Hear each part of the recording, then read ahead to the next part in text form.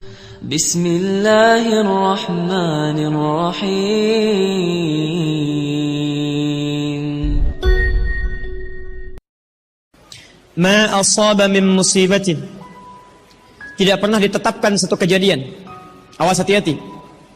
Di bumi, fil ardi, wala fi anfusikum, atau menimpa dirimu, illa fi kitabin min qabli an nabraha, kecuali semua itu telah tertuliskan di dalam kitab sebelum semuanya nampak dalam kehidupan. Ayat ini ingin memberikan gambaran bahwa semua kejadian-kejadian yang terjadi di muka bumi ini, termasuk dalam terkait aktivitas kita, termasuk dalam pencarian jodoh kita, semuanya telah tertuliskan, diatur oleh Allah Subhanahu wa taala. Singkatnya, semua ada dalam aturan Allah.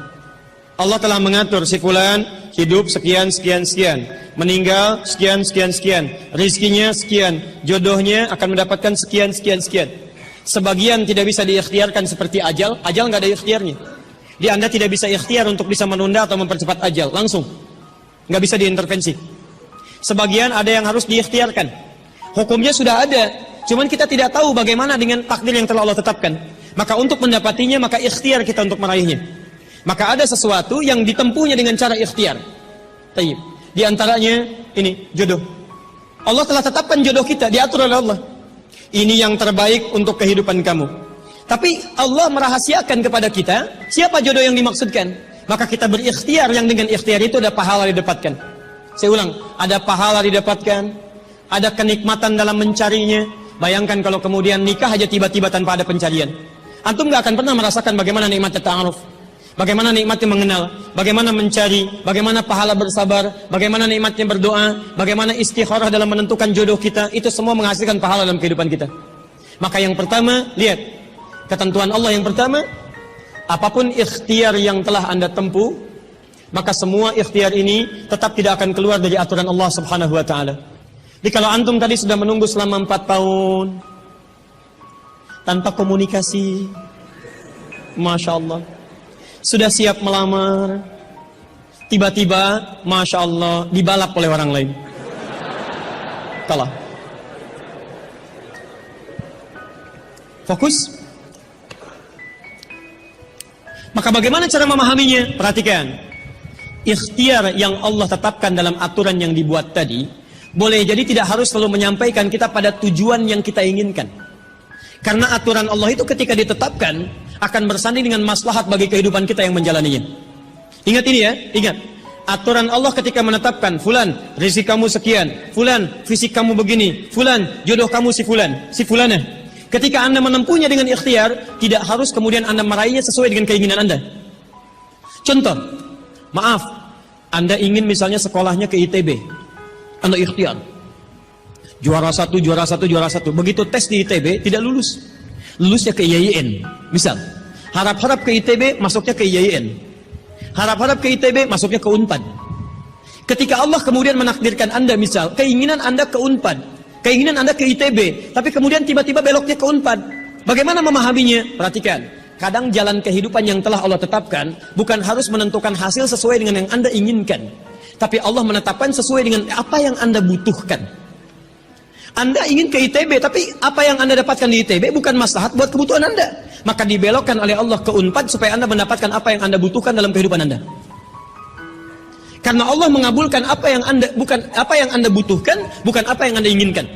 Saya ulang, Allah mengabulkan hanya apa yang Anda butuhkan, bukan apa yang Anda inginkan. Ada 3 jenis cara pengabulannya. 1, jika kebutuhan Anda sesuai dengan maslahat kehidupan Anda meminta. Maka jika keinginan Anda dalam permintaan sesuai dengan kebutuhan Anda, maka segera dikabulkan. 2, ada yang ketika Anda memohon, Anda belum sanggup untuk mendapatinya. Nanti ketika Anda mulai sanggup, disitulah kemudian Allah berikan. Antum punya anak 5 tahun, antum kaya, punya banyak uang, kemudian anak itu minta dibelikan motor. Dibelikan nggak? Uangnya ada, motornya siap dibeli. Anak baru 5 tahun, minta dibelikan motor, dibelikan nggak? Tayyib, kenapa? Karena dia belum sanggup menggunakannya. Tapi Anda sampaikan, nah, papa punya uang, papa siapkan ya. Nanti ketika sanggup baru saya berikan. Demikian ketika Anda meminta kepada Allah Subhanahu wa taala dan memohon.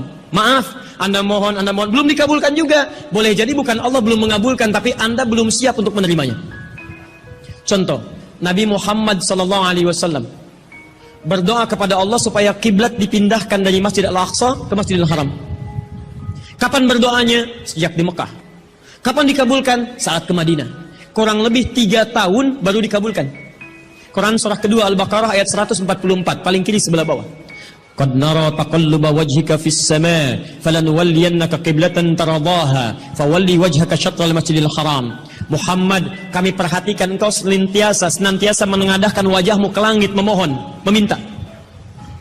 Lihat, maka mulai hari ini kami kabulkan doamu. Mulai palingkan kiblatnya dari Masjidil Aqsa ke arah Al-Masjidil Haram. Berapa lama Nabi berdoa? 3 tahun. Nabi Muhammad SAW berdoa 3 tahun baru dikabulkan oleh Allah. Kenapa baru dikabulkan? Karena pengalihan kiblat baru sesuai dengan kebutuhan umat Islam pada saat itu setelah 3 tahun. Nabi Ayub alaihissalam. Antum kenal Nabi Ayub? Kenal di mana? Kadang-kadang kenal Nabi Ayub. Luar biasa. Tadi malam di Dumai ada yang kenal Korun. Bulan lalu di Lampung ada yang kenal Fir'aun. Masya Allah. Di Pekanbaru kenal Nabi Ayub. Luar biasa. Itu siapa sebetulnya? Nabi Ayub itu diuji dengan penyakit luar biasa. Maaf, tadinya kaya, punya istri yang sangat cantik, anaknya 12. Hari yang bersamaan, hari pertama, maaf, diuji dengan harta semua habis. 1 hari. Hari kedua, anak semua meninggal. Hari ketiga, diuji dengan penyakit. Yang penyakitnya tidak akan pernah dialami orang setelahnya. Tidak juga dialami orang sebelumnya. Berapa diuji? 20 tahun. Beliau diuji 20 tahun. Apakah mengeluh? Tidak. Kata istrinya, kalau bahasa kita, papa kan Nabi. Angkat tangan papa, mohon kepada Allah. Mintakan sembuh aja, sembuh. Apa jawab Ayub? Berapa lama kita sehat dan senang? Kata istrinya, Masya Allah, 20 tahun. Berapa lama kita diuji begini? 7 tahun. Kata Ayub, nanti saja. Kalau usia ujian sakit sama dengan ujian sehat, sama-sama 20 tahun, baru saya memohon kepada Allah Subhanahu wa ta'ala. Anda bisa bayangkan, Nabi Ayub, Nabi, Rasul, dekat dengan Allah, jaminannya surga, surga tingkat tinggi, diberikan ujian 20 tahun, beliau bersabar dan tetap ibadah. Antum, Masya Allah, mahasiswa, baru semester 5, bukan Nabi, bukan Rasul, surga belum jelas, amalan masih berantakan, hisab masih menegangkan, surga belum ada jaminan, baru 4 tahun.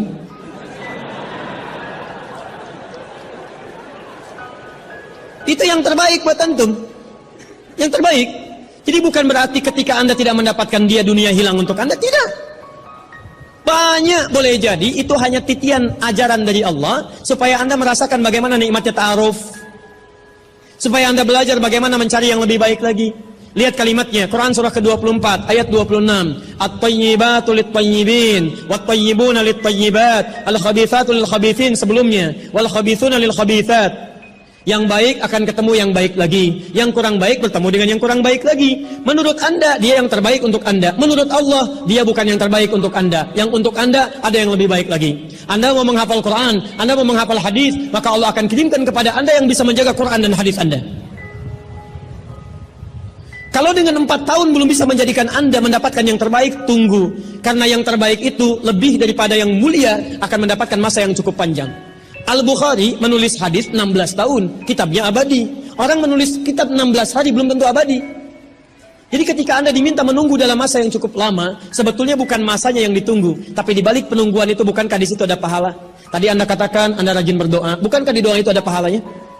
Anda rajin tahajud, Anda bersabar, Anda bermohon, Anda istighfar. Jadi yang diinginkan oleh Allah dalam penantian 4 tahun itu bukan Anda menikah dengan calon Anda sekarang, tapi Anda mendapatkan pahala yang berlimpah. Dan dengan pahala itu Anda siapkan Quran Anda, hadis Anda untuk membimbing pasangan Anda berikutnya. Paham sampai sini? Baik, alhamdulillah. Jadi nggak usah kecewa ya, nggak usah kecewa. Baik, yang kedua, lihat kaidahnya supaya kita bisa sabar, ya, supaya bisa sabar. 2, Quran surah kedua ayat 286. La yukallifullahu nafsan illa, tidak mungkin Allah menguji seorang hamba kecuali dia sanggup untuk mengatasinya. Tidak mungkin Allah menguji seorang hamba kecuali dia sanggup untuk mengatasinya. Tolong baca kalimatnya dengan baik ya. kalau Anda sedang punya masalah, seberat apapun itu, yakinkan kata Al-Quran, tidak mungkin masalah ini diujikan kepada Anda kecuali Anda sanggup. Jadi kalau Anda tidak sanggup, mustahil ujian ini titipan pada Anda. Jadi kalau Anda sekarang misal sedang punya ujian seberat apapun, itu tandanya cuman Anda yang sanggup, yang lain tidak sanggup. Makanya tidak diujikan kepada pemuda lain, cuman Anda, karena Anda yang sanggup menanggung bebannya. Orang lain mungkin sudah naik ke atas atap tuh, loncat, tidak. Anda tidak. Karena cuma Anda yang mampu, bukan orang lain. Ketika Anda mengatakan, ya Allah, kenapa mesti saya yang diuji? Kenapa mesti saya mengalami? Why me? Kata Allah, why not? Kenapa tidak? Cuman kamu yang mampu. Kamu yang harus dapatkan pahalanya, yang lain tidak. Cuman Anda yang jadi pemuda yang kuat, yang lain belum tentu. Tapi nggak usah terlampau bangga, langsung pulang dari sini bikin status. Memang cuma saya yang mampu. Masya Allah. Pekerjaan. Ya. Yang ketiga, tetap ikhtiar. Quran surah 49 ayat ke-13. Jadi jangan sampai, maaf, ya, peluang Anda tidak mendapatkan yang tadi Anda telah harapkan, menjadikan Anda putus dalam berikhtiar. Cari, masih banyak perempuan semuka bumi. Masa tidak ada yang cocok untuk Anda? Lihat, ya ayyuhan nasu inna khalaqnakum min dzakarin wa unsha wa untha wa ja'alnakum syu'uban wa qabail lita'arafu. Hei manusia, kami ciptakan engkau laki-laki, ada perempuan jodohmu. Dan kami pisahkan berbeda-beda daerah. Ya, lihat syu'ub, beda daerah, RT, RW, lurah, kecamatan, kabupaten, sampai sedunia.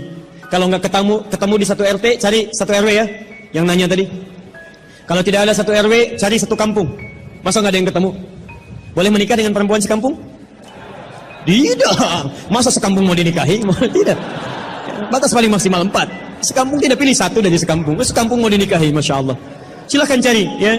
Anda tadi masih kuliah, kan? Silahkan cari. Barangkali ketemu di kampus, ya. Boleh menikah dengan seorang anak yang sedang kuliah?